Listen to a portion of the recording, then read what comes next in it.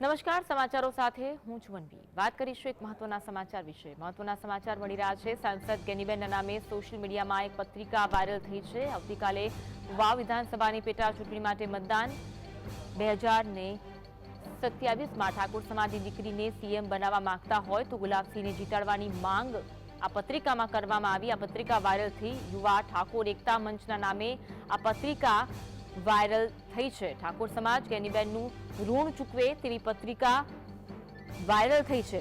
આવતીકાલે જ્યારે વાવ વિધાનસભાની પેટા ચૂંટણીનું મતદાન છે તે પહેલા રાજકારણ ગરમાયું। સાંસદ ગેનીબેનના નામે સોશિયલ મીડિયામાં પત્રિકા વાયરલ થઈ છે અને 2027માં ઠાકોર સમાજની દીકરીને સીએમ બનાવવા માંગતા હોય તો ગુલાબસિંહને જીતાડજો તેવી માંગ આ પત્રિકામાં કરવામાં આવી હોય તેવું જોવા મળી રહ્યું છે। યુવા ઠાકોર એકતા મંચના નામે પત્રિકા છે જે હાલ સોશિયલ મીડિયામાં વાયરલ થતા રાજકારણ ગરમાયું છે।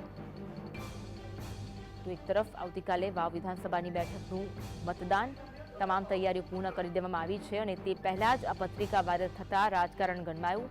સાંસદ ગેનીબેનના નામે સોશિયલ મીડિયામાં હાલ તો આ પત્રિકા વાયરલ થઈ છે।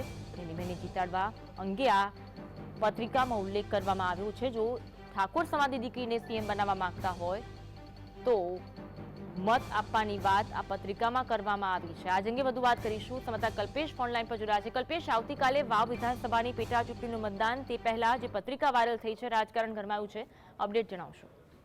જી ચોક્કસ જણાવ્યું કે વાવ વિધાનસભાની પેટા ચૂંટણીની આવતીકાલે વહેલા 8 વાગે મતદાન ચાલુ થશે। તેના પહેલા જ એક ઠાકોર સમાજ યુવા મંચ દ્વારા એક સોશિયલ મીડિયામાં પત્રિકા વાયરલ થઈ છે જેમાં 2027માં ઠાકોર સમાજની દીકરીને મુખ્યમંત્રીનો ચહેરો જોવા માંગતા હોય તો ગુલાબસિંહને મત આપવા માટેની પત્રિકા હાલ તો ચોક્કસ વાયરલ થઈ છે। તેને લઈ અને રાજકારણ ગરમાયું છે અને બંને પક્ષો છે તે એડી ચોટીનું જો લગાવી રહ્યા છે।